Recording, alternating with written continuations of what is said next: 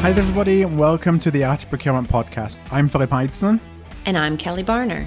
And all through November, we're celebrating 5 years of the Art of Procurement podcast. And to celebrate, we're answering some of the most frequently asked questions that we have received from listeners since the podcast began with a daily 5-minute show. Today's question is, how will the present situation reshape global supply chains in terms of resiliency? So the interesting thing about this question is that you can define, quotes, the present situation however you like, and the answer doesn't really change. Today, in November of 2020, the present situation is the COVID-19 pandemic and all of the global economic fallout from the resulting shutdowns. Back in 2008-2009, it might have been the recession. In 2011, it was probably the tsunami in Japan that hit automotive and consumer electronics supply chains. And in 2018, it may have been the labor strike at the Port of Long Beach in California that left shipping containers stuck on ships while groceries all rotted. Now, it isn't easy to achieve, but supply chain resiliency is a critical competitive advantage, and global supply chains will always be unpredictable.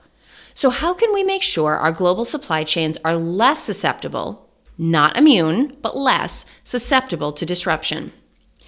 My answer to this is twofold. The first thought is keep your ear to the ground in all ways and at all times. Use technology for automated news monitoring, read everything, and stay in constant contact with suppliers. Now, this recommendation includes push as well as pull information collection. You can't sit back and wait for the bad news to get to you. You have to identify your risks, give conscious thought to the early indicators that something has gone wrong, and reach out to people who are closer to the site or source of the disruption and ask them how things are going where they are. More people watching means you have a network of observation, which can be a strong defense against a single point of failure. Now, my second thought here is around something procurement is very familiar with, and that is assumptions and optimization constraints. We have to challenge these at all times. So when procurement puts a contract in place or designs a supply chain, we have to do it in advance. This requires us to make assumptions about demand, weather conditions, raw material prices, labor availability, etc.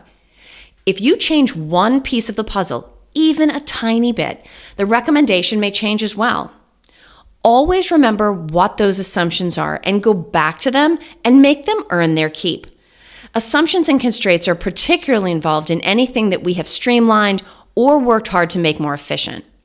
If you have lean manufacturing, just-in-time inventory management, supplier rationalization, or supply chains that are extended in terms of either tiers of suppliers or geographical distance, you've probably raised the pressure on yourself in exchange for cost savings, less investment in inventory, or faster consumer response. None of these choices is bad or wrong, but we have to be particularly aware of the optimization assumptions and constraints we make and their expiration dates when we put any of these plans in place.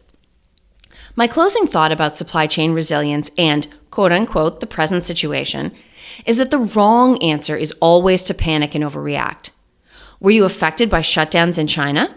Perhaps a lot of companies were. But making the knee-jerk decision to pull all sourcing out and move it to another country is definitely the wrong choice.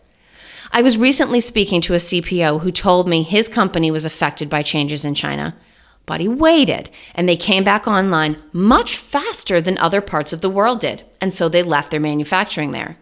I've heard the same thing from many others. Always get clarity before you act. Ensure your decisions are based on fact and data rather than emotion and intuition, and go for a diversified strategy, not a blanket one whenever you can. Rather than trying to run from risk, assume that it will always exist, because it will, and build optionality into your supply chains. That is the key to resilience. I want to thank you for listening to today's podcast. All the podcasts in this series can be found at artofprocurement.com/5 years. That's the number 5. That's artofprocurement.com/5 years.